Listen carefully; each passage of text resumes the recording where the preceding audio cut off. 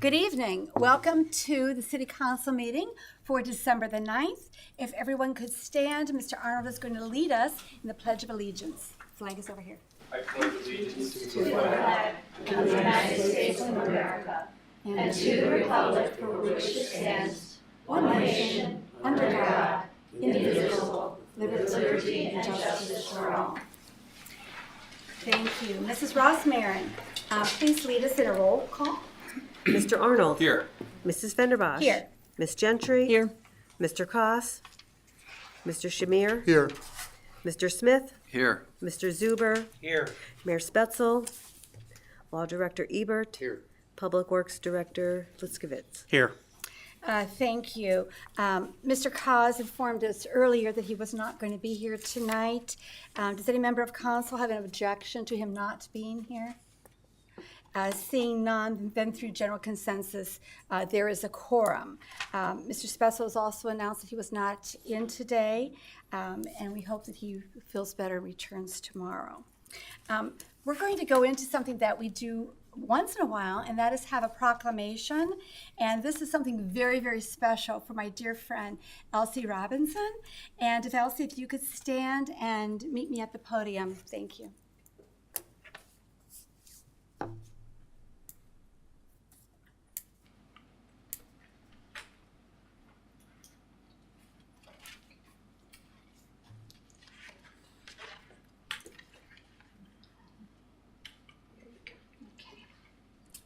The city of Avon Lake has enjoyed the benefits of a generous and civic-minded population. Those who make it their home take great pride in the community and its rich heritage. Their efforts have made the area a pleasant and friendly place in which to live and work.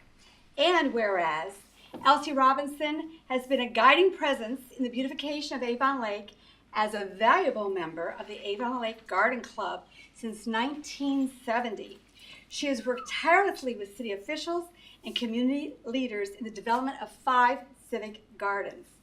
Beach Park Garden, 1976. Gazebo, 1984. Herb Garden, 1988. Wildflower Garden, 1991. I have a story about that. And Fence Garden, 2012.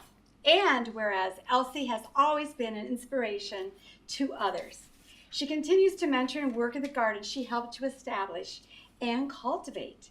She enjoys sharing her lifelong passion for gardening with others and exemplifies the highest ideals of volunteerism through selfless service to others, including the school PTA over many, many years.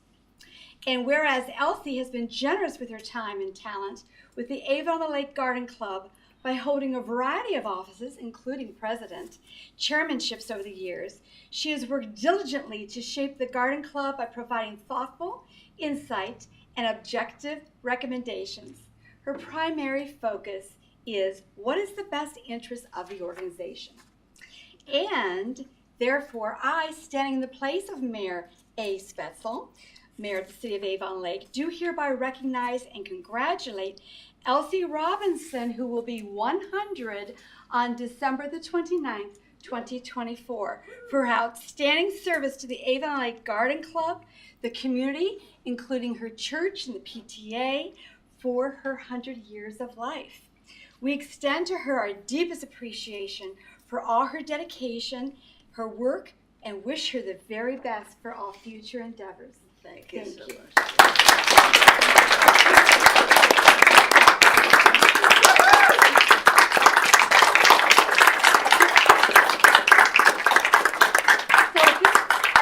Point in time, many of her garden club friends and others are here. If they could come and stand behind Elsie, our council clerk is going to be taking a picture of all of us.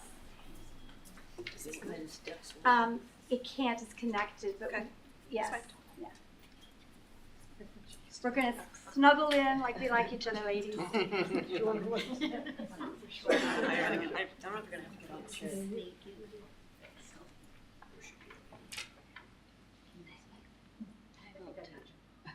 I got you. Ready?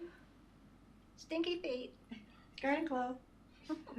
Thank you very much. Say weeds. Thank you so much. Thank you, ladies. If you would like to, you can party elsewhere. If you'd like. We're going to give them a minute to get their coats on.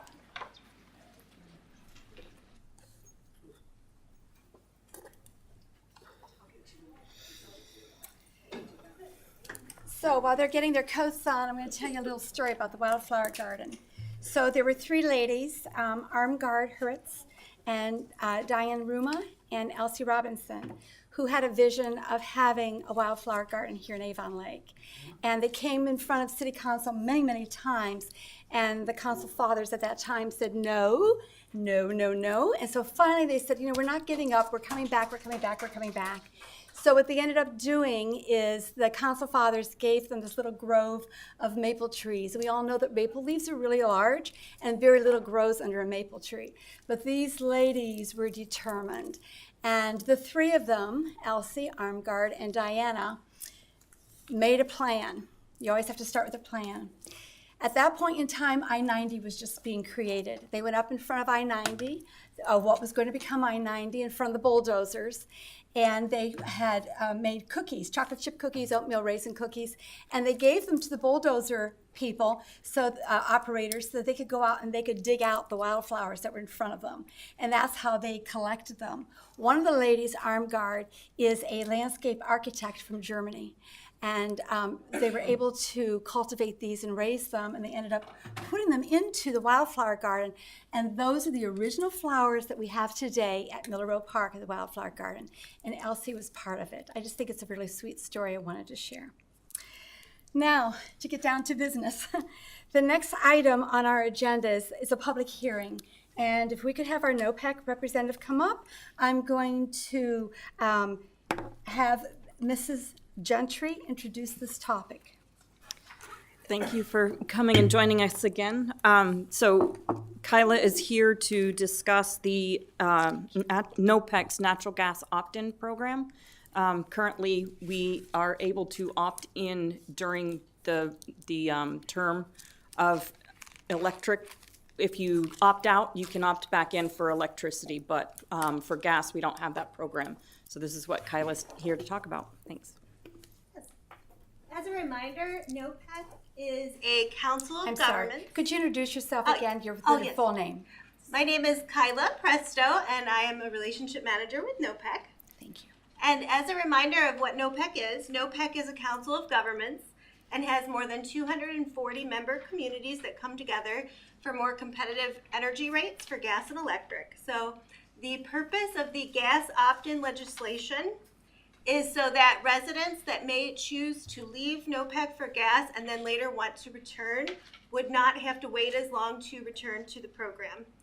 When you joined NOPEC, you adopted a plan of operation and governance, which is also known as a POG. And by revising and having a new POG that includes a gas opt-in provision, it gives your residents more flexibility that if they left and would like to come back, they could do so within 1 to 2 billing cycles.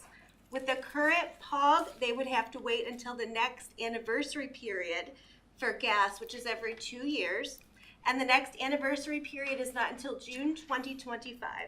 And so they would have to wait until that next anniversary period to come back. This provision, this opt-in provision, would make it so that they could come back within 1 to 2 billing cycles. And the reason NOPEC has created this revised POG is because we have seen where some people leave and want to come back, and they want to do so efficiently and quickly. So this provides them that ability. Do you have any questions, anyone? Ms. Gentry, do you want to lead any additional discussion on this?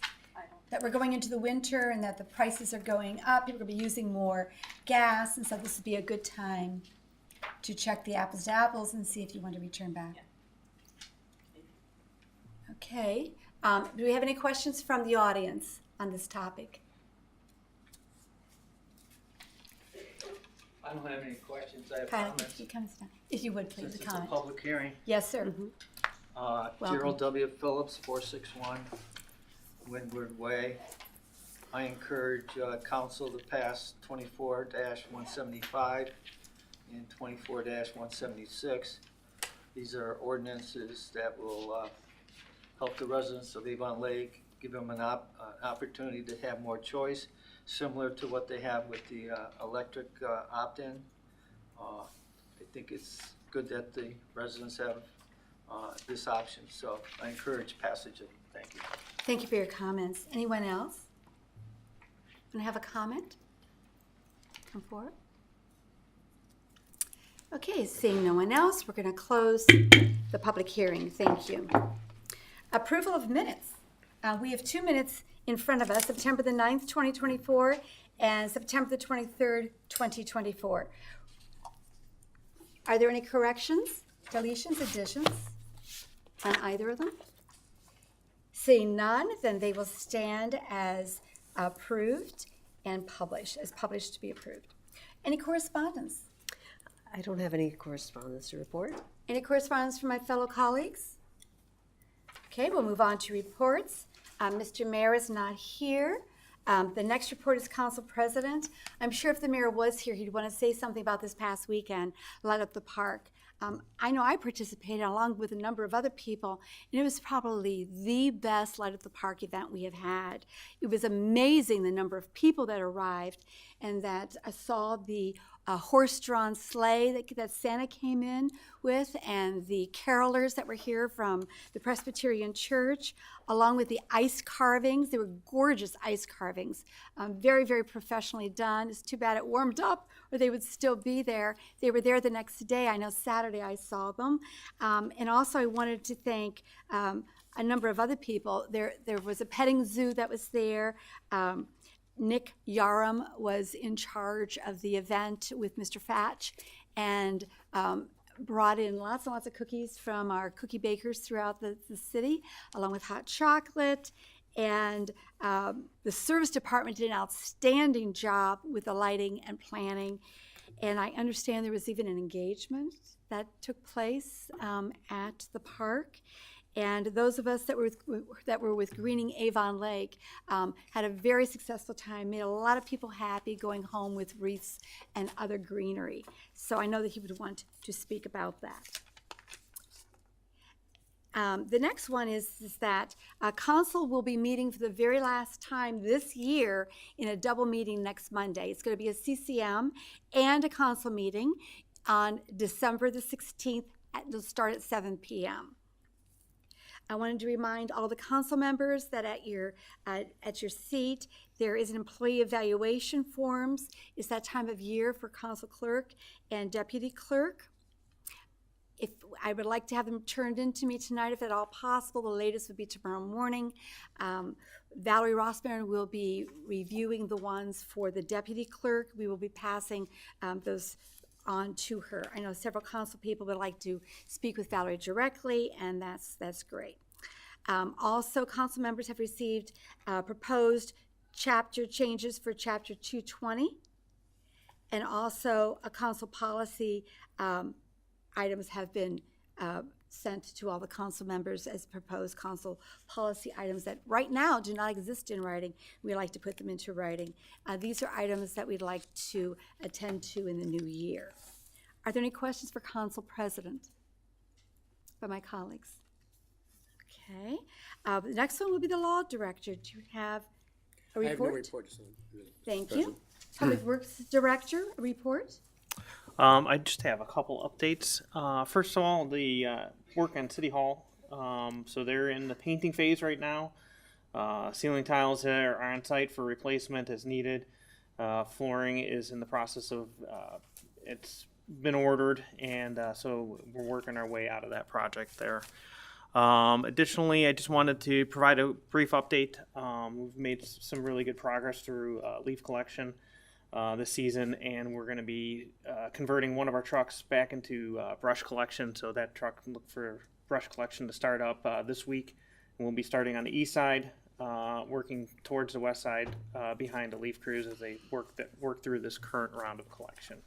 And that's all I have this evening. And you anticipate this being the last run through the city for both branch and leaf until the Christmas trees are picked up? Well, as far as branch collection, that's a year-round service that we provide. So, except for the short duration, we suspended it during leaf season, so that'll run, as needed. throughout the, until we get to next fall. And then I'm still looking at giving a final deadline of when we're going to do leaf collection, but this is round 6. I anticipate at least around 7, but I'll have more information, details on that for next Monday's meeting. Thank you, sir. And also the date that you're going to be picking up the Christmas trees, we could have that next week. Sure. Thank you very much. Any questions? Yes, sir. Yes, I was just wondering what the progress is with regard to our front door, making sure so that we don't have the lockdown there. What's going on with that? Thank you. Sure. So that actually is under the mayor's secretary. Yeah, mayor's secretary's control. So she just came back from vacation today, and I will have a conversation with her on that very soon. Thank you. I know in discussion that the contractor has been contacted. They have been here to do a physical assessment, and that parts are on order is what I'm aware of. Thank you. Anybody else? Okay, we'll move on then to our standing committees. The first committee is Building and Utilities. Ms. Gentry? Yep. So we have a meeting, or we have, 2 ordinances on the agenda for the gas opt-in program. One to update the POG and the other to do all other actions required to set up the opt-in program. We have another ordinance on the agenda to share the cost for inspection for the Ford assembly plant between Sheffield and Avon Lake. We have our next Building and Utilities meeting tomorrow at 6 p.m. On the agenda, we have Regional Sanitary Utility update from Regional Water. We have discussion regarding the coal yard connection for the storm over in that the coal yard area, the stormwater connection. A brief update on the STAR program, and also reviewing the demolition ordinance. Thank you. Any questions for our colleague Gentry? Okay, we will move on then to Communications Environmental Rec Program. Mr. Shamir?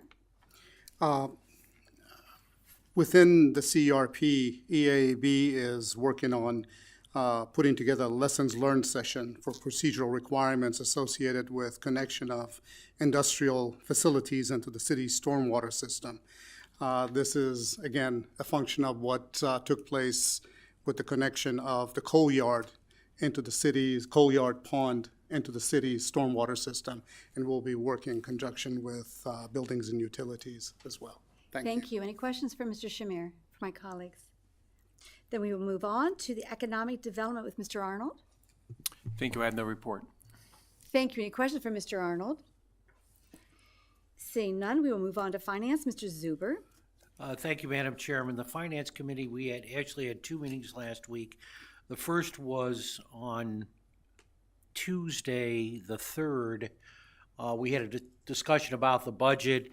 We went through a lot of the capital items in the budget, and Mr. Liskovich had a lot to present to us for that. And it was decided at that point in time that we would just go with a temporary budget in order not to force things that we didn't know if we were going to have enough money. We'll find out a lot more about that after the county gives us our property tax collection numbers, hopefully in early January. So we wanted to wait for that and a couple other things, the new finance director, et cetera. The only other thing that we did was pass the range for the assistant finance director salary range at that particular meeting. I think Mr. Smith has that appointment or the salary on that today.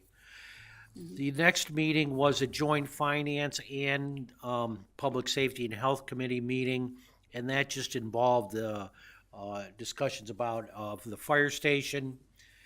We had a presentation from Dan Wazinski and someone else from River Cadis Management, just to get some more background on fire stations and how they are looking at putting different things together. The fire chief had spoken with this group at a convention that he was at, and in my discussions with him, he offered to bring them in. So we had a long discussion about that, and I'll be meeting with Mr. Cause and the mayor to look at some other next steps as we move forward on that. So hopefully we can move forward on that this year. I'm looking forward to the new finance director to speaking her more about that also. And our next meeting will be the first Monday in January. Thank you, Mr. Zuber. Any questions for Mr. Zuber about finance, my colleagues? Thank you. We will move on now to Mr. Smith with Human Resources.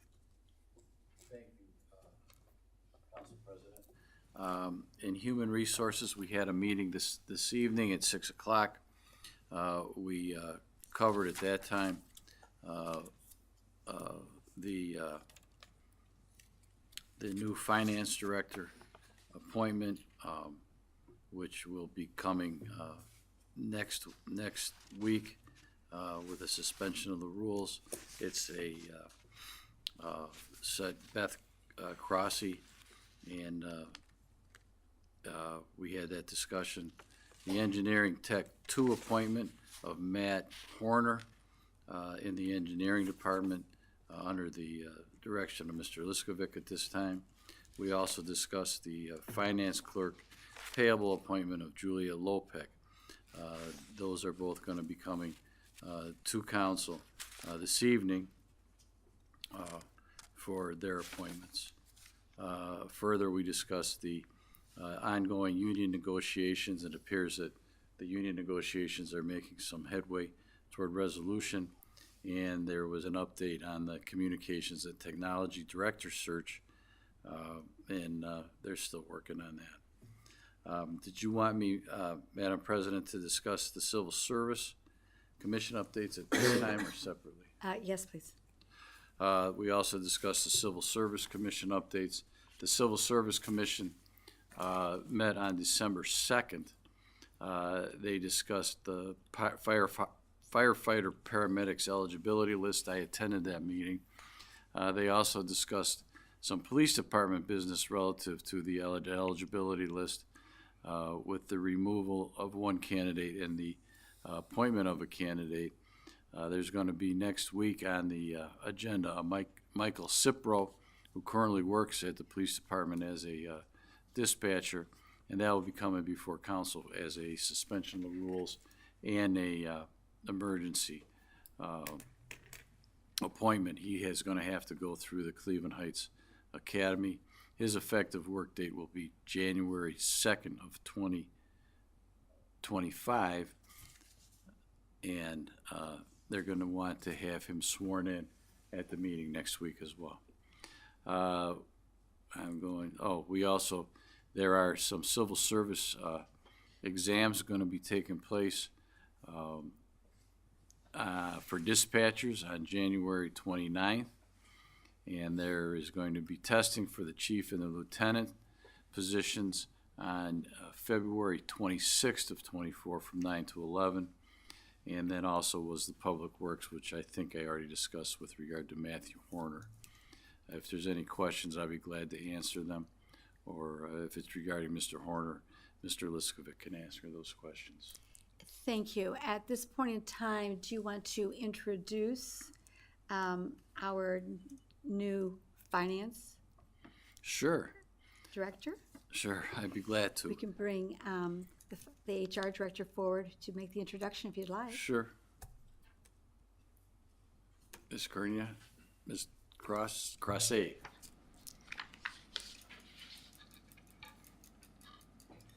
Would you like Both of you. Go ahead, Crossy to you be can here? introduce her to council. Okay. I am very pleased and honored to introduce Beth Crossy to council today. Beth Crossy is coming to us with 17 years experience at the City of Oberlin and more experience, over 12 years in the private sector prior to that. Ms. Crossy has done an amazing amount of work at the City of Oberlin, including managing revenues, expenses, enterprise funds, property tax, accounts payable, payroll, capital assets, etc. She's been very busy building in that role. She is a CPA, has her Bachelor of Arts degree from Baldwin Wallace, focused in accounting. She is a member of a number of government finance associations such as GFOA. We are very excited, as you know, to have someone in that seat, and we can't think of a better person than Ms. Crossy. Ms. Cross, would you like to come up and say a few words? Introduce yourself to the public. So the camera up here is going to take you right to the public. Okay. Well, thank you very much for this opportunity. I would like to thank Council, Mayor Spetzel, and I hope he's feeling better soon, and Lynn Kernia for their patience during this hiring process. It was a good process, and I am very excited to come to Avon Lake and serve you and the city staff, work together with them, and also, of course, the residents of Avon Lake. I live nearby, so I'm excited to be serving a fellow community. So, Thank you very much. Council people, any questions that you might want to have at this point? We'll welcome you. Thank you so much. Thank you. Thank you, Mr. Smith. Thank you. That concludes my report. Thank you, sir. The next one is public safety and health. Mr. Koss is not here. On our agenda, he has 3 items. Was anybody from his committee planning on speaking to them? Ms. Gentry, would you take the first one, please? Explain what's on the agenda tonight. The first one was the ordinance for awarding the contract of the 2025 4th of July fireworks. And I was hoping that the mayor was going to be able to talk about the details of that, but I'll do my best. The next one was 24-185, and that one is awarding the contract for the vehicle exhaust removal system for the firehouse. And if there was another one, I missed it. 24-171. Oh, sorry, I missed that one. So this one was the ordinance to designate part of State Route 83 as a business district, and to modify the speed limit to 25 miles per hour. Thank you. And I'm just going to check one thing. So all of these, he's going to be bringing back on the 16th. He will be here to continue them with another read. Thank you very much. Any questions for Ms. Gentry? Thank you very much for sharing that. The next one is public service, which I share. And there's 3 items on our agenda this evening. And the first one has to do with an ordinance amending codified ordinance section 208. It's the fee schedule. We've talked about it before. I'll talk more about it when we come to it. And the next one has to do with an ordinance authorizing the mayor to execute an agreement to purchase the northeast corner of Avalon Road and Lake Road. And we'll talk more about that in a little bit. This is going to be a suspension of the rule. And the last one has to do with authorizing the mayor to execute an agreement to purchase 5 parcels on West Shore Road. And we will talk more about that when we come to it again. There will be suspension of the rule. Any questions from my colleagues on these 3? Thank you. We will have another meeting in January. The date has not been determined yet because we normally meet the first Wednesday of the month. I don't think anybody wants to be here January 1st. So it will be determined. We will announce it next week. Thank you. Planning Commission, Mr. Smith. Thank you, Madam Chairman. Council President, Planning Commission met on December 3rd, and there was only one item on the agenda, and it was case number CPC 2417. Ford Motor Company and Universal Compressed Air Site Plan was approved for the construction of a high-capacity compressed air system at the Ford Motor Plant at, while the address is 799 Abbey Road, it's actually located within the city of Avon Lake. It was passed 7-0. If anyone's interested to see the drawing of it or the picture of it from the area, I'll be happy to put it up. There was some discussion. This is on the northern part of the Ford Motor Plant, getting closer to Walker Road, and in particularly the Aquamarine area. And we may be wanting to look at some some questions and some consideration to beef up our noise ordinance, both in the planning and zoning code as well as in the it's not the building code, I think it's just in the general offense code that we have, to try and beef that up. So we're not trying to do something just as a nuisance if we have issues with noise going forward.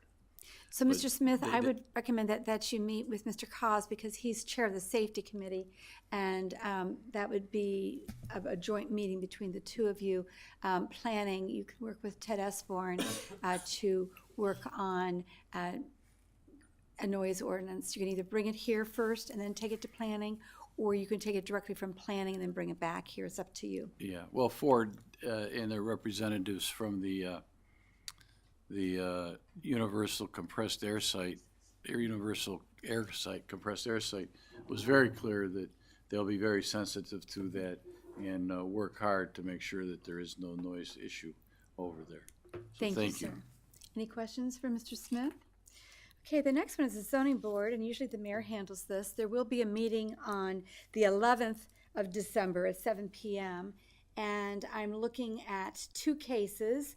The first case is Hannah Carter, on behalf of MDC Ventures, requests an area variance to planning and zoning. And the second one, oh, and by the way, this is in Ward, she doesn't have it down right correctly. Oh, Ward 4. Okay, the next one is Ryan Gooch requests an area variance to planning and zoning, code 1226.01, and that is in Ward 3. Those are the two items that are on the zoning board of appeals agenda. Any questions on those two? Okay, Parks and Rec Commission, Mr. Shamir. Nothing to report. Thank you. Any special committees? Okay, the yes, sir.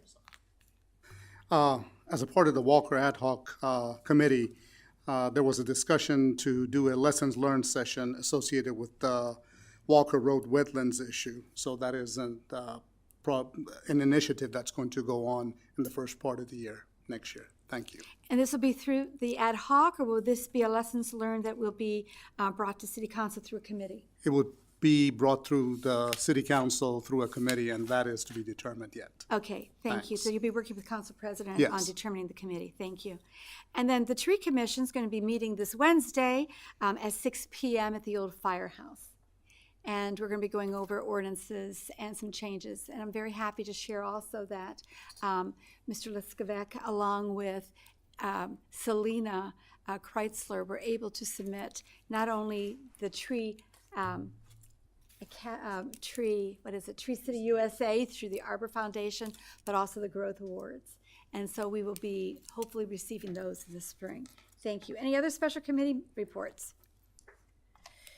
Seeing none, at this time, we're going to go for audience participation, and it's 3 minutes for the resident to come forward. They will list their name, the city that they reside in, and their discussion will be germane to tonight's agenda. Thank you. Gerald Phillips, 461 Greenwood Way. I want to talk about ordinance 24-166, the mayor's compensation salary. I kept hearing about how there was this requirement that was that we had to pass something, otherwise it was going to go up to equal 3% of the highest salary. So I go to the charter, which it was supposed to be, and I read section 20, where it says salary. It says the council of the municipality shall have the power to fix the salary of the mayor, not less than 120 days immediately preceding the date of the next municipal election for mayor.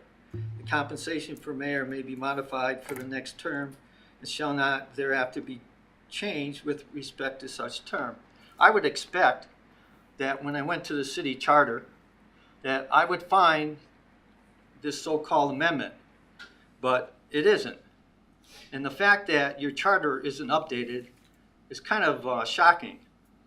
I mean, this was passed in general election of 23. Generally, most cities update their charter in January, and they update their charter and codify ordinances.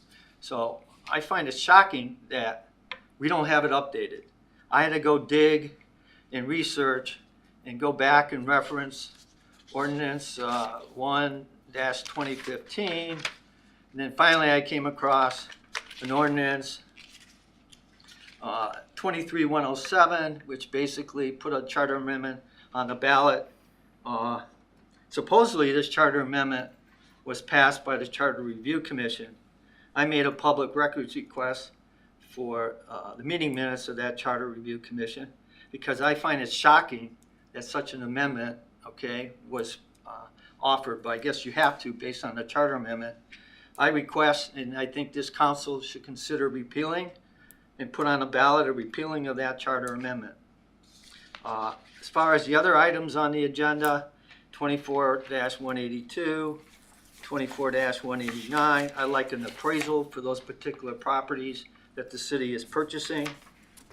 Also, I would like to know under 24-191, what is this Water Distribution Fund 723, and maybe Mr. Monroe can answer that question. Thank you. Thank you, sir. Anybody else like to come forward and speak on any topic that's on tonight's agenda? Mr. Germain, the agenda. Thank you. William Zimmerman. So I'm here to speak upon 24-171, I believe it is, and that would be the speed zone area that wants to be changed to a business district. I've done a public records request on 83 for the last several years in regards to speeding tickets in this area. There are limited speeding tickets. It's the most high volume road we have. Barely anybody has been given tickets. I have 4 that were done by Weber Road, which is 35 at that point. I've had 5 near Walker Road, which is 25. And then I have 6 that are north of the Walker Road in the business area. That's all the way to Bell Road. So my question is, why is it that we need to do this? Because I was making comments again that State Route 83 should have been 35 for the last 60 years. When Mr. Smith was law director, he never made any qualms about the speed because somehow it had been changed to 25. Similar to the incident on Lake Road. So how does that happen? As Mr. Zilka eloquently put it, Bill, that's not the way we did things back then. So, corruption to change it from 35 to 25? Somebody wanted to do it just because they thought it was a great idea? But they weren't supposed to, again, because it was supposed to be 35, mandated by the Department of Transportation. I don't understand why this keeps going on. You guys don't obey the law. The rule of law says that it was supposed to be 35 for the last 60 years. Nobody has changed it. Nobody has tried to change it. Nobody's done anything about it until now when I bring it up again. And COS is all of a sudden deciding that he needs to move it back to 25. So it's all correlated together. Don't understand it. I really don't. So I have some other issues. I guess I'm waiting for the remainder of my time to expire. I do have one issue though, because the records department hasn't been able to fulfill documents to Mr. Shamir. I did. And so I'd like to retrieve my documents if I may. I have 20 seconds left. I really don't care. Thank you. So the citizens know well over 200 documents. Well over 200 pages of documents that I had to provide Mr. Shamir because you and the staff can't get it. Thank you, sir, for your comments. Anybody else want to come forward? Seeing none, we're now going to go to the motion section of our agenda. Are there any additions or deletions from my colleagues? Seeing none, Mr. Smith, will you lead us in the first motion? Thank you. I hereby move that we accept the resignation of Finance Clerk Karen Hutchinson upon her retirement effective November 1st, 2024. Discussion? Ms. Hutchinson worked in the finance Ms. Hutcherson worked in the finance department for a very long time. She submitted her resignation, actually, or let him know that, in plenty of time, that she would be retiring back on July 25th. And as has been past practices, the matter was brought to my attention and the HR committee so that we would acknowledge that. Thank you. Thank you. Mrs. Hutchinson worked in accounts payable, and many of us would be working with her through POs. Very, very efficient. Any other further discussion from my colleagues? Seeing none, we'll move along to a roll call. Mr. Arnold. Yes. Mrs. Vanderbosch. Yes. Ms. Gentry. Yes. Mr. Shamir. Yes. Mr. Smith. Yes. Mr. Zuber. Yes. Thank you, it has passed. The next one, Mr. Smith. Thank you. This is to accept the resignation of Dawn Phelps, who had worked in the service and building department, and I would make a motion that we accept the resignation of Building Department Administrative Assistant Dawn Phelps due to her retirement, which is going to be effective January 3rd, 2025. Thank you. Any further discussion? Yes, as she also has worked here for quite a long time and provided her resignation or advised Mr. Carlton that she intended upon retiring back on August 13th of 2024. Thank you. Anyone else? Mrs. Phelps served the city in many different capacities. She was also in the Public Service Department. She had a degree in finance, which came in handy in keeping track of the finances within those two departments. And we wish her well. We're going to miss her. We wish her well. Mrs. Rossmarin, the roll. Mr. Arnold. Yes. Mrs. Vanderbosch. Yes. Ms. Gentry. Yes. Mr. Shamir. Yes. Mr. Smith. Yes. Mr. Zuber. Yes. Thank you. It has passed. Legislation. Are there any additions or deletions from my colleagues? Seeing none, we're going to go to the third readings. Ordinance number 24-156. Mrs. Rossmarin, read by title only. An ordinance adopting a job description for the position of Assistant Public Works Director and establishing the qualifications and duties for said position. Mr. Smith? Thank you. I move this to third reading of ordinance 24-156. In discussion? Yes, this ordinance has been discussed and is here on its third reading. It got changed around a little bit, and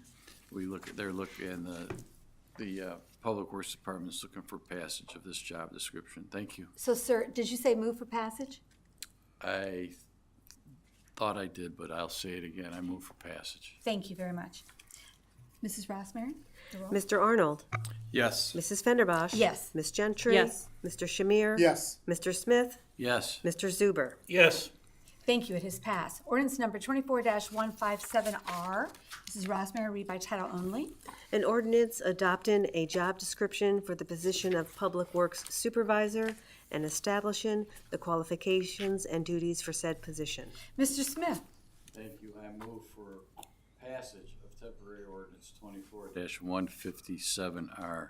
In discussion? Again, this has been here with us, and this will be helpful to the Public Works Department to get the work done that's needed throughout the city. Thank you. Further discussion, Mr. Zuber? Yeah, I'm not going to be supporting this. I don't think that we need this job. I think that there are two other jobs that need to be filled in the Public Works Department before we think about an additional supervisor in the Public Works Department, and those would be the engineer and also the urban forester, both that we have had a lot of discussion about often prior to this particular job description coming forward and for this particular position. I think that once we have an engineer, and we have not had a full-time engineer in the city of Avon Lake for over 20 years. And I think once we have a full-time engineer on staff along with the forester, I think that we should come back and again look at this particular job to see if we really need it. But until that time, I cannot support either the job description or the hiring of this particular employee, because I just don't think we need it based on where the Public Works Department is and has been in the past. Thank you, sir. Any further discussion from my colleagues? Mr. Shamir? Is there a plan for the hiring of the engineer, for the city engineer? I mean, I would assume that the administration has some sort of a plan and date for that hiring. So that can be answered by Mr. Liskovec because engineering is under Public Works. So currently, right now, that is a requested role and position for 2025. As the budget hasn't been approved yet, we're still pending a plan. But that would be something to look at in the beginning. If budget is approved, we look at that in the first quarter to craft the job description for that and make any changes necessary for that, and then get that out for fulfillment. Mr. Shamir, anything else? Yes, actually. Is there a funding equivalent study done based on an external engineer and an internal engineer? So right now we're contracting and outsourcing our engineering requirement. Have we looked at the economics of having that in-house versus having it outsourced? Actually, I have started in on that. There's a lot to look at, but I have started pulling all the data for that, and we'll have more of that prepared as we move forward with that position. Thank you. Thank you. I think the law director has. Yes, I could answer some part of that. When the engineering department left downstairs, we had some part-time engineering, and we still had a consultant, but we had a full-time engineering department per se. And when they left, it never was filled. It was talked about from when Mayor Zilka, at the end of his term, to try to make sure we replace it because it's necessary. You'll still need a consulting engineer on the outside, but that is something I know that Mayor Spatzel has talked about in great depth about refilling that position down there. Thank you. Any further discussion, Mr. Zuber? Yeah, just that in every budget that I've seen that's been put forward by the administration, they do have an engineer. They have money for an engineer in the actual engineering department budget. So if I could clarify a little bit for my council people that may be new here, when I started in 2008, and this was when Mr. Zuber was mayor, we had people within the engineering department who were engineers over the period of time between then and now. But we did not have a city engineer. The city engineer, as Mr. Zuber stated, was within the House over 20 years ago. During the period of time that I've been here, we've had engineers that were civil engineers working for the city of Avon Lake as employees, but the city engineer was an outside individual.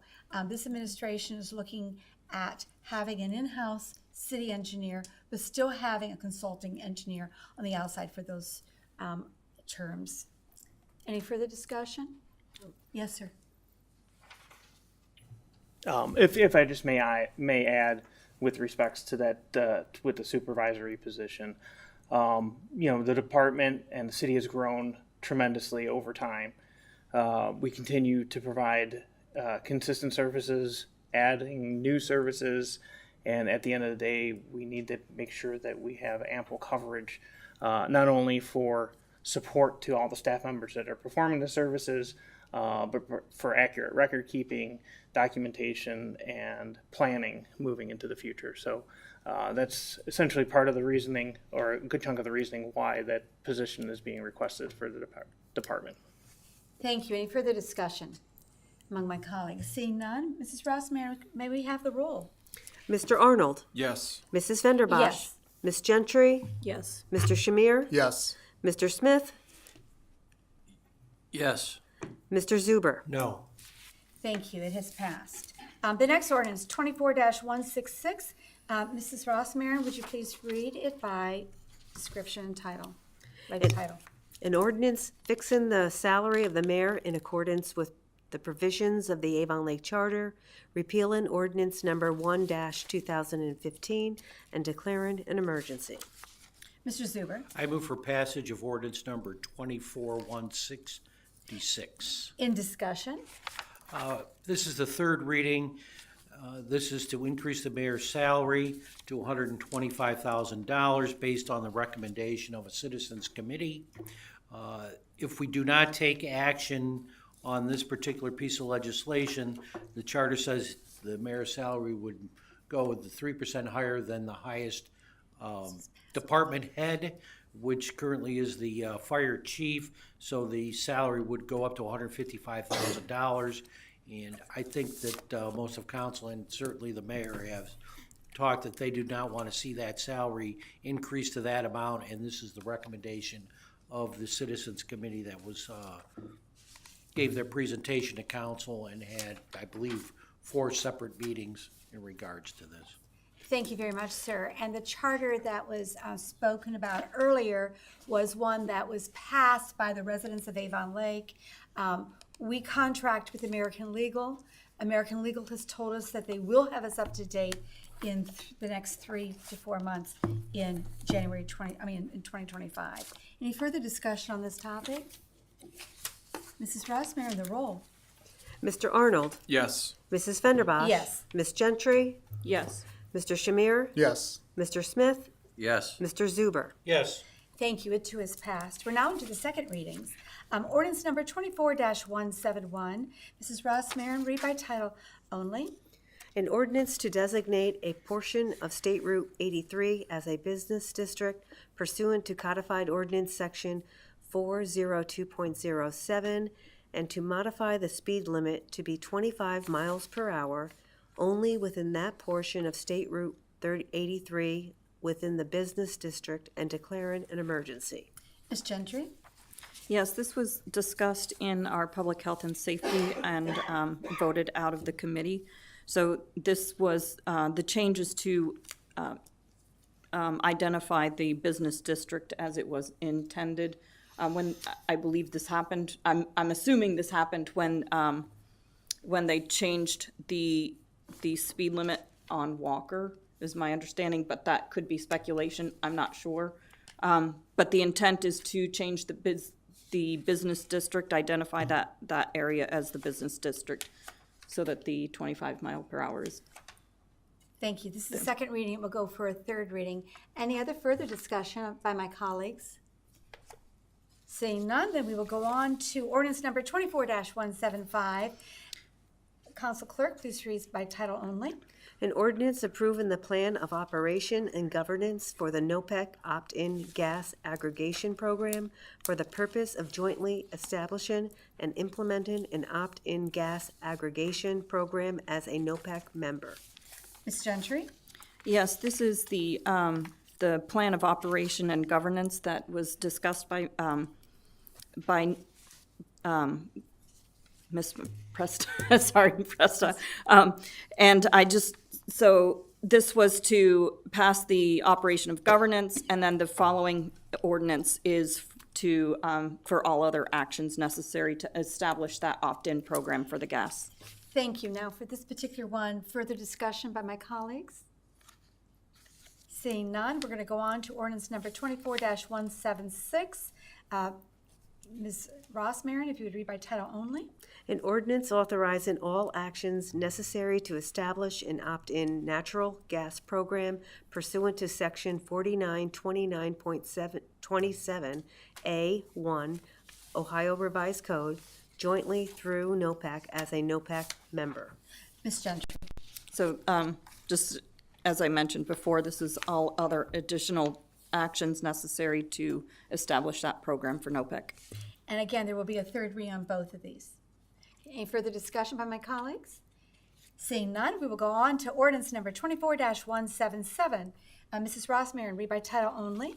An ordinance amending codified ordinance section 208.01 entitled Fee Schedule. Thank you. This is the second reading. This came out of the Public Service Committee recommendation amending codified ordinance section number 208.01E15 boat launch. And whereas the Communications, Environmental, and Recreational Programming Committee, who we call SERP, recommended amending codified ordinance section 208.01E18 picnic pavilion and gazebo rentals. Basically, it's been decided that ice and worms do not need to be codified, that we could remove it from this particular chapter. And then the picnic pavilion and gazebo rentals, after looking at the efficiencies, there's typically 3 cycles of when you can, within one day, reserve a pavilion or a gazebo rental. Most people reserve it for two of those three. So it was found that between each time, there has to be cleaning that's done. So with an internal discussion between the Parks and Recreation and Public Works, it was determined that an individual will rent it then for a day. So there only needs to be a cleaning before and after that one event. And this would run from May 1st through October the 15th, and that the price would, instead of being $25 for one session, most people have two sessions, we're just gonna be putting it up to $50 for Miller Road Park Pavilion for a resident, $100 for a non-resident. Miller Road Park Gazebo, $50 for a resident, $100 for a non-resident. Blesser Park Pavilion A, $50 for a resident, $100 for a non-resident. Blesser Park Pavilion B, $50 for a resident, $100 for a non-resident. Weisfield Pavilion A, $50 for a resident, $100 for a non-resident. Weisfield Pavilion B, $50 for a resident, $100 for a non-resident. You see a pattern here, right? Walker Road Park Pavilion, there's a change. Bay Village residents will receive resident rate, just like Avon Lake do, because we share that park. And the pavilion will be $50 and for a resident of either Bay Village or Avon Lake, and $100 for non-residents of those two communities. Veterans Memorial Park Gazebo will be $50 for a resident and $100 for a non-resident. And this will go into effect 30 days after signature. Any questions on this particular piece of legislation? Okay, you'll see it next week. First readings. Ordinance number 24-180. Mrs. Rossmarin, read by title only. An ordinance authorizing the mayor to enter into a reimbursement agreement with the City of Avon Lake and the Village of Sheffield regarding inspection costs at the Ford Motor Company Assembly Plant and declaring an emergency. Ms. Gentry. Yes, this ordinance was. Ms. Gentry, you have to move for suspension. Oh, I move to suspend the rule requiring 3 readings. Thank you. Mrs. Rossmarin, the roll. Mr. Arnold? Yes. Mrs. Fenderbosh? Yes. Ms. Gentry? Yes. Mr. Shamir? Yes. Mr. Smith? Yes. Mr. Zuber? Yes. Thank you. Ms. Gentry, now. Yeah, sorry, Move this, for passage. I move for passage of ordinance 24-180. Thank you. Discussion? This ordinance will allow the City of Avon Lake to be reimbursed for inspection costs for the Ford Motor Company Assembly Plant from Sheffield Lake, Sheffield, the Village of Sheffield. It's for the City of Sheffield Lake and the Village of Sheffield. Village of Sheffield. For both of them, right. And anything else? Any further discussion? From colleagues? The roll call. Mrs. Rossmarin? Okay. Mr. Arnold? Yes. Mrs. Fenderbosh? Yes. Ms. Gentry? Yes. Mr. Shamir? Yes. Mr. Smith? Yes. Mr. Zuber? Yes. Thank you. It has passed. Ordinance number 24-181. Mrs. Rossmarin, read by title only. An ordinance authorizing the purchase of equipment from iVideo Productions for the Avon Lake TV studio and declaring an emergency. Mr. Shamir? Yes. I move for the suspension of the rule for 3 readings of ordinance number 24-181, ordinance authorizing the purchase of equipment from iVideo Productions for the Avon Lake TV studios in the amount of $43,106.90 and declaring it an emergency. Thank you. Mrs. Rossmarin, the roll for suspension of the rule. Mr. Arnold? Yes. Mrs. Fenderbosh? Yes. Ms. Gentry? Yes. Mr. Shamir? Yes. Mr. Smith? Yes. Mr. Zuber? Yes. Thank you. Mr. Shamir, I now need a motion for passage. I move for passage of ordinance number 24-181. Thank you. Any further discussion? Yes, this ordinance is declared an emergency in order to allow Avon Lake TV studios to have reliable equipment for the health and safety and welfare of the public. Thank you. Any further discussion from anyone here? Okay, Mrs. Rossmarin, the roll call. Mr. Arnold? Yes. Mrs. Fenderbosh? Yes. Ms. Gentry? Yes. Mr. Shamir? Yes. Mr. Smith? Yes. Mr. Zuber? Yes. Thank you. That too has passed. Ordinance number 24-182. Mrs. Rossmarin, read by title only. An ordinance authorizing the mayor to execute an agreement to purchase the northeast corner of Avon Road and Lake Road from Holocaust LLC and declaring an emergency. Thank you. I move for suspension of the rule requiring 3 readings. Mr. Rossmarin, the roll. Mr. Arnold? Yes. Mrs. Fenderbosh? Yes. Ms. Gentry? Mr. Shamir? Yes. Mr. Smith? Yes. Mr. Zuber? Yes. Thank you. I move for passage of ordinance number 24-182. In discussion, Paolocust LLC is the owner of the northeast corner of Avalon Road and Lake Road under parcel number 0400006103.012. City of Avon Lake is the buyer. And by passage of this particular ordinance, we are authorizing the mayor to execute an agreement for purchase of $175,000.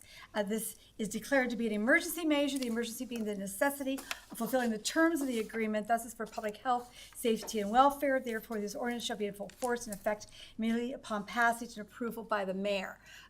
The seller is in a contract to purchase another for sale of another property, purchase of another property, and is in need of this one going through immediately.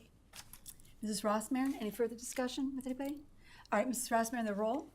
Mr. Arnold? Yes. Mrs. Fenderbosh? Yes. Ms. Gentry? Yes. Mr. Shamir? Yes. Mr. Smith? Yes. Mr. Zuber? Yes. Thank you. This is passed. Ordinance number 24-183. Mrs. Rossmarin, read by title only. An ordinance fixing a pay range for the position of Assistant Finance Director in the Finance Department and declaring an emergency. Mr. Smith. Thank you. This is the second reading of the pay range for the position of the Assistant Finance Director. And I would like to ask the Human Resources Director, as she's here, are we planning on filling that position at our next meeting? Okay. All right, so at this point, we're just fixing the pay range, which is $72,246.41 to $101,858.49. And sir, this is the first reading, not the second reading. I apologize. Okay, no problem. I apologize. Any further discussion from anyone? Okay, we will move on. Ordinance number 24-184. Mrs. Rossmarin, read by title only. An ordinance awarding a contract for the 2025 4th of July fireworks and declaring an emergency. Ms. Gentry. Yes. This ordinance is for the fireworks display that will be held July 3rd at Weiss Field. The rain date is July 7th. The winner of the contract was American Fireworks, and they are to be paid $25,000. Thank you. Any further discussion? Yes, Mr. Zuber? Just that I'm glad that we talked to several different vendors and went out for quotes, because last year we did not, and I asked for that, and I just wanted to Right. thank the mayor for that. Absolutely, absolutely. Anybody else? Okay, this is only the first reading, so this will be on the agenda again next week. The next ordinance number is 24-185. An ordinance awarding a contract for vehicle exhaust removal systems to Magnagrip and declaring an emergency. Ms. Gentry. Yes, the exhaust removal system is to connect to the back of the fire trucks and suck the exhaust out of the garage. So it was passed and will cost $92,995 and 45 cents. Correct, and there's also a grant she's helped. Oh, support yeah, this. sorry. Very good. Any further discussion? Any questions? Thank you for handling Mr. Cos's items tonight, Ms. Gentry. We're going to move on then to the next one, which is ordinance number 24-186. Mrs. Rossmarin, read by title only. An ordinance confirming the appointment of Julia Lopek to the position of Finance Clerk, Accounts Payable, establishing the rate of compensation for said position, and declaring an emergency. Thank you. Mr. Smith. Thank you. I make a motion to suspend council rules requiring 3 readings. Thank you. Mr. Rossmarin, the roll? Mr. Arnold, Yes. Mrs. Fenderbosh. Yes. Ms. Gentry. Yes. Mr. Shamir. Yes. Mr. Smith. Yes. Mr. Zuber. Yes. Thank you. Mr. Smith? Thank you. This is to make the appointment of Julia Lopek to the position of finance clerk within the city of Avon Lake. And you need a motion to move for passage? Yes, sir, I will. I'd like for passage of temporary legislation. Thank you, sir. Any further discussion It's not temporary. by anyone? Okay, Mrs. Rossmarin, the roll? Mr. Arnold. Yes. Mrs. Fenderbosh. Yes. Ms. Gentry. Yes. Mr. Shamir. Yes. Mr. Smith. Yes. Mr. Zuber. Yes. Thank you. This too is passed. Ordinance number 24-187. Mrs. Rossmarin, read by title only. An ordinance confirming the appointment of Matthew Horner as Engineer and Technical Aid 2 in the Public Works Department and declaring an emergency. Mr. Smith? Thank you. I move for the suspension of the rules requiring 3 readings. Thank you. Mrs. Rossmarin, the roll? Mr. Arnold. Yes. Mrs. Fenderbosh. Yes. Ms. Gentry. Yes. Mr. Shamir. Yes. Mr. Smith. Yes. Mr. Zuber. Yes. I move. Thank you. Mr. Smith? Thank you. I move for passage of ordinance number 24-187. Thank you. Any further discussion? The ordinance has been discussed in HR as well as here earlier in my HR report. And Mr. Horner is going to be starting December 10th, 2024. Thank you. Any further discussion among my colleagues? Seeing none, Mrs. Rossmarin, the roll? Mr. Arnold. Yes. Mrs. Fenderbosh. Yes. Ms. Gentry. Yes. Mr. Shamir. Yes. Mr. Smith. Yes. Mr. Zuber. Yes. Thank you. Resolution number 24-188. Mrs. Rossmarin, read by title only. A resolution to adopt and declare a temporary budget for the year 2025 and declaring an emergency. Mr. Zuber. This is the first reading of Resolution 24-188. As I stated in my report, in the finance report, we had a finance meeting last week where we had a long discussion about different items for the budget, and it was determined at that time we wanted to, instead of passing a full budget prior to the year, to just pass a temporary budget for many different reasons. And so that's what is the first reading today. We will be passing this next week. Thank you. The vote will be next week. Very good. Any further discussion on this particular item? Okay, seeing none, we're going to move along then to ordinance number 24-189. Mrs. Rossmarin, read by title only. An ordinance authorizing the mayor to execute an agreement to purchase 5 parcels on West Shore Road from Elam Bruger and Ruth Bruger and declaring an emergency. Thank you. I move for suspension of the rule requiring 3 readings. Mrs. Rossmarin? Mr. Arnold. Yes. Mrs. Fenderbosh. Yes. Ms. Gentry. Yes. Mr. Shamir. Yes. Mr. Smith. Yes. Mr. Zuber. Yes. Thank you. I move for passage of ordinance number 24-189. In discussion, Elam Bruger and Ruth Bruger are the owners of the 5 parcels on West Shore Road. Those parcel numbers are 0400 006 102 003 and 0400 006 102 004 and 0400 006 101 062 and 0400 006 101 063 and 0400 006 101 076. The City of Avon Lake is the buyer, and the agreement has come to $515,000 for the properties I just mentioned. And when passed, the ordinance is declared to be an emergency measure, the emergency being the necessity of fulfilling the terms of the agreement. It's a property purchase, thus for the public health, safety, and welfare. Therefore, this ordinance shall be in full force and effect immediately upon its passage and approval by the mayor. Are there any further questions on this particular one in discussion? Seeing none, let's have the roll. Mr. Arnold. Yes. Mrs. Fenderbosh. Yes. Ms. Gentry. Yes. Mr. Shamir. Yes. Mr. Smith. Yes. Mr. Zuber. Yes. Thank you. That too has passed. Moving along now to ordinance number 24-190. Mrs. Rossmarin, please read by title only. An ordinance authorizing the creation of the sewer collection fund number 722 and declaring an emergency. Mr. Zuber, I move the first reading of ordinance number 24190. in discussion. This is creating a fund for the municipal utilities department.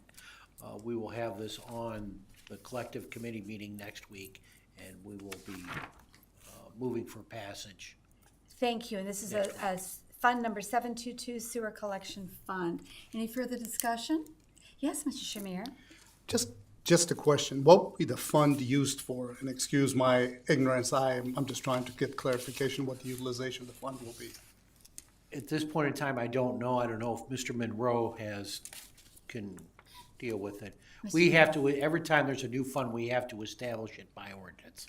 And then if I could continue with that, Mr. Zuber, then after we have the funds created, they have to be approved by the state of Ohio. There's a process. Thank you. Thank you, Council President. Mr. Shamir, currently our budget structure for our funds, we have a 701 water fund. We have a 721 sewer fund. The water fund is water filtration plant operations and maintenance, and also our water distribution system. So it's one fund. Within that fund, several line items, historically, we've always had sub-accounts in line items.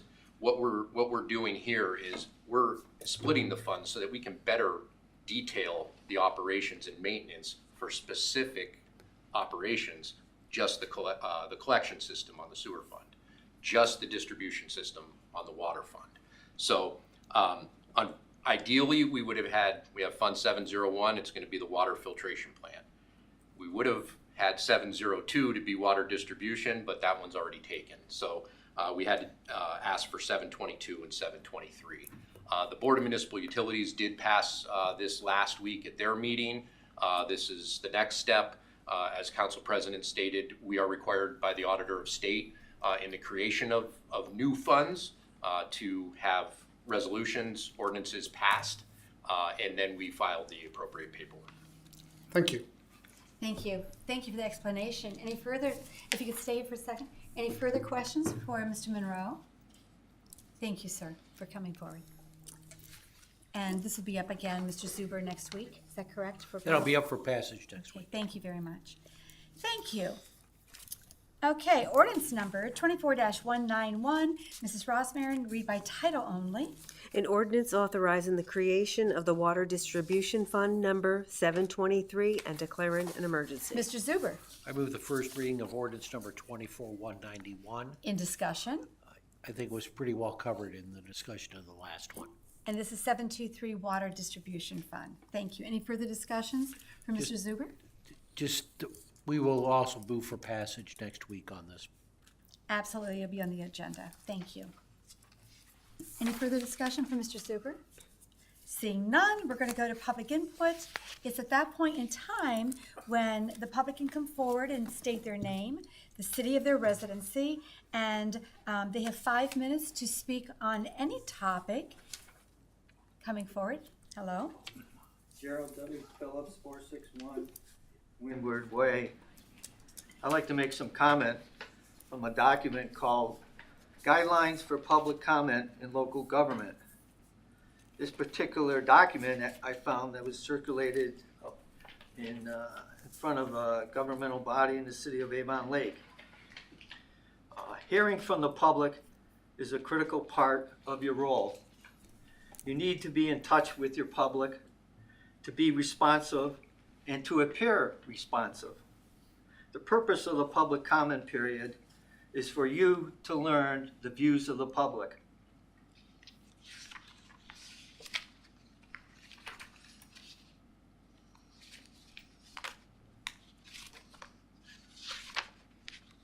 The governmental body must craft its requirements with care in order to preserve the free speech rights of its citizens and residents.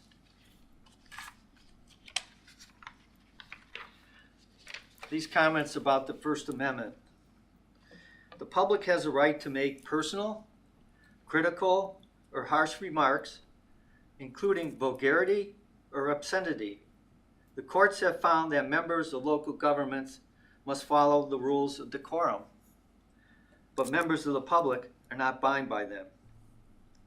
Members of the public do not have the right to disrupt the meeting. However, mere words do not constitute a disruption.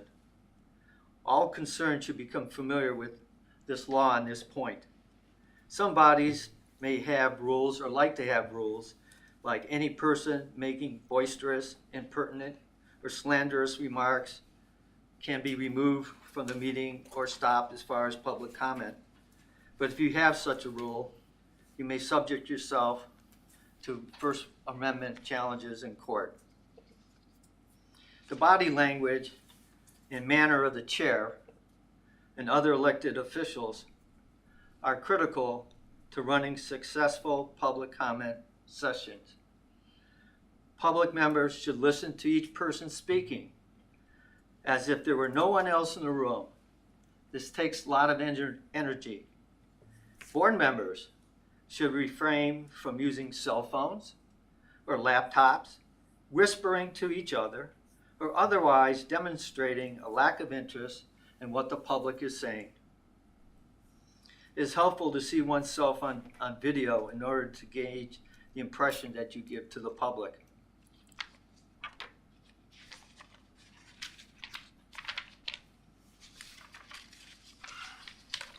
When feelings run high in the community and opinions differ widely, elected officials are placed under additional stress. They must believe that it is essential to absorb the public's view, their anxiety, and sometimes their hostility without passing on it. Elected officials should not fan on the flames of controversy, but should strive to be peacemakers seeking common ground. I made a couple public records I want to make a couple public records requests. I asked about the appraisal for 24-182, the appraisal for 24-189. Previously, I've asked public records requests concerning the 2023 audit status. I wanted copies of extensions. I want a copy of communications regarding the audit between the auditors and the finance director or anybody involved in the city of Avon Lake. Because I find it very unusual and abnormal that we don't have an audit completed for 2023. I know the accounting firm, Zupa, they've done your audit, and they've done audits in other cities, and their timetable is usually, it's done in July. So I'm quite concerned why we don't have it, and I'm going to check my emails, and I'll renew that public records request, and I hope it is honored. As far as the Planning Commission, Mr. Smith alluded to an item with Ford Motor. Ultimately, Scott, I think it was Aurelia, finally made a motion that made sense. That Planning Commission was once again usurping its legal authority. They were applying conditions to a site plan which they had no authority. They were legislating, and I'm glad they finally took some decent sense and didn't violate the law. Thank you. Thank you for your comments, sir. If I may. Mr. Law Director has a comment. Mr. Phillips, this year the state is doing the audit of the city. As you're aware, you can have an independent audit out. I can't remember the years you have to do it, but this year the state came in as doing the audit, and they do a lot of them, so it doesn't go as fast as some of the times we have an independent audit. But they're the ones who are doing the audit this year for the city. And not Zupka. Not Zupka. Not Zupka. And not Zupka, for the public to hear my voice. Anybody else have any comments they want to make? Come on forward. Thank you.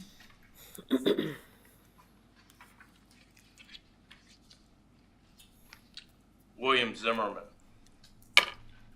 Now, as Mr. Phillips was stating about different rules and stuff, decorum doesn't apply to me. Only applies to you. I can do whatever I want. I can say whatever I want without any problem. You need to be aware of the fact that the law director constantly is doing other work and not paying attention to us when we speak. Mr. Zuber constantly is chatting in Mr. Smith's ear, all of which has been said not to be done.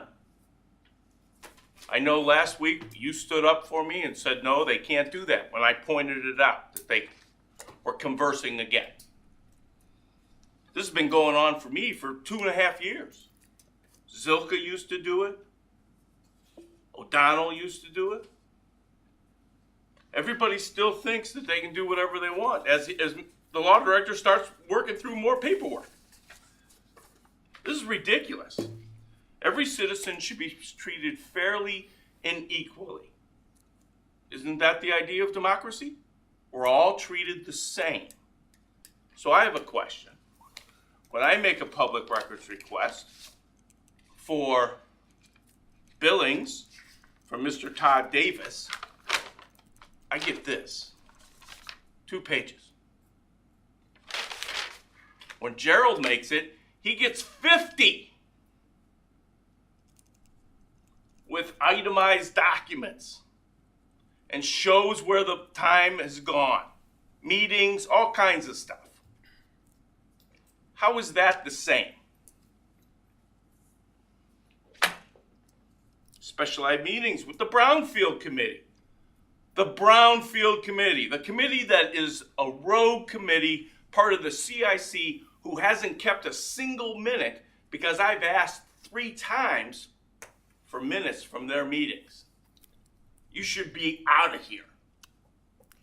Gone. Sir, if you could. No, I'm to me. allowed. Thank you. Thank you, ma'am. You're right. I should address the chair. Thank you, sir. I'm sorry. He should be gone. Not without hesitation. I'm not asking, I'm demanding. He hasn't kept control of any of this. So I've recently come to the city council, or not to the city council, but here, and I saw Mr. Esborn on Friday. Said, hey, I've been going through the minutes for the CIC. And I find a statement that Jeff Brouch said that the contact with Sharad had been the public meeting and the letter that Steve Luca had sent. Both happened in July. There's no mention of a letter in here. There's no mention of anything. There are several other documents like this where it says see attachment and the attachments aren't there. So I don't know if our public records staff is doing a crappy job or they're just not finding all the stuff because it's hidden. So on the other page, it says renewed request. Jeff Browse suggested giving ALERG 30 days to respond to Luca's letter. So here's another reference in the same meeting about the Luca letter. This is the letter I'm trying to get a copy of. And I expect it to be accurate. Not some joke, some letter in his file, nothing like that. It should be from him in regards to this entire deal. Because this is all the way back in 22, this meeting, August 1st of 22. Oh, did I point out, by the way, that the section that I'm referring to is called the report from the Brownfield Committee in the CIC meeting.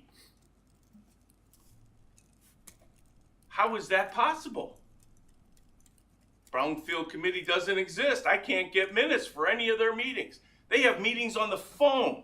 Todd Davis has 5 of them on the phone. If that's the case, you guys are in violation of the Sunshine Law. Because you're gathering, having conversations, and the public isn't there.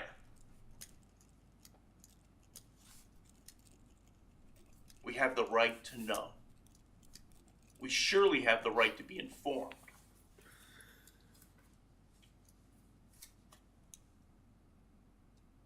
It's ridiculous. Thank you, sir, for your comments. Anybody else want to come forward with comments on any topic? Yes, sir, Mr. Shamir? If I may, last week at the CCM, there were some allegations that I've been targeted by Mr. Phillips and Mr. Zimmerman. So what I'd like to do is address what has evolved. Last week also, the mayor sent me documentation from Todd Davis, the city's outside counsel, which is actually communication between Mr. Davis and myself about projects that are ongoing, that is to implosion and other environmental issues relating to the agreement that was just recently signed. I forwarded that email to Mr. Phillips, and Mr. Phillips on Friday called and dropped a copy of Todd Davis's invoices to me, which I had not seen. This was not part of the package. So this invoice refers to January 18th of 2024, which says call from T. Esborn regarding Rob Shamin. I would hope that he would know my last name by now, but that's me. Document request, attention to emails reading same. So I submitted a request for emails to Mr. Esborn on January 10th, requesting rezoning consultant contract, rezoning initiatives to date, rezoning deliverables, including reports, presentations, or communications to date, and timelines for completing of the rezoning initiatives. Mr. Esborn finally responded to me on the 17th at 16:40 with a copy of the rezoning consultant contract. And I immediately went back to Mr. Esborn asking him, what about the rezoning initiative to date, rezoning deliverables, including reports, what I just stated. So that was on the 17th, and then I find that Mr. Esborn has gone out to a legal counsel, outside legal counsel, to find out how to address a council member. I find that quite perturbing and disturbing. I mean, you've got an issue and you've got documentation. I thought when I was on the other side, I wouldn't have access. But when I'm on this side, I'm being filtered and dealt with in this manner.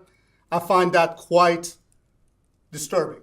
So I received this, and then Mr. Zimmerman called me yesterday, and I was going to shop, so he met me at Myers, and he handed me that folder, which I've requested the information, which again, that folder is all the meeting minutes associated with CIC. Now, what is interesting is Mr. Esborn's email to me on the 18th, post conversation obviously with Mr. Todd Davis. Jordan Burns and Majid Maklouf, our zoning council at Burns, Ochner, and Greenberg are compiling the initial development agreement and all subsequent revisions and comments. They have the language from your request. Jordan and Majid are the ones that have been sending and receiving drafts with Todd Hunt and Rotzel Andrews, who is ALERG's zoning counsel. There is nothing I have that is specific to rezoning initiatives, rezoning deliverables, or timelines for completion of the rezoning initiatives. Rezoning is a substantial part of the development agreement, so the information that I have on rezoning is all part of the development agreement draft. However, when I received the documentation, and I was pretty much okay with this until I start going through the documents from CIC minutes, which specifically details plans, initiatives, which is related to the city's approach on how they want to deal with the power plant redevelopment and rezoning. So, until last night, I was okay. There are initiatives that was before me, and I can understand. But when I get onto city council and when I request information and this information resides within the city and that information is held, I have a problem with it. I thought everyone sitting here was supposed to be given the same information. I thought that this body had access to the information. I have not divulged, but I have requested. So I was quite, I would say, pointed to both Mr. Zimmerman and Phillips on the issue when they brought it up last week. But I have to tell you, when they make a comment that there is a lack of transparency, the emails and those CIC minutes is pretty much a lack of transparency. There are plans, there are approaches which are not discussed, and I would recommend, and hopefully, an initiative to be more transparent, that we put the cards on the table and we understand. Thank you. Thank you, sir. Anybody else? Any comments? Move to adjourn. I'm going to move to, yes, sir, I'm going to be moving to adjourn. And Mr. Zuber, you move to adjourn. All in favor? Say aye, but we have to have a roll call. Mr. Arnold? Yes. Mrs. Fenderbosh? Yes. Ms. Gentry? Yes. Mr. Shamir? Yes. Mr. Smith? Yes. Mr. Zuber? Yes.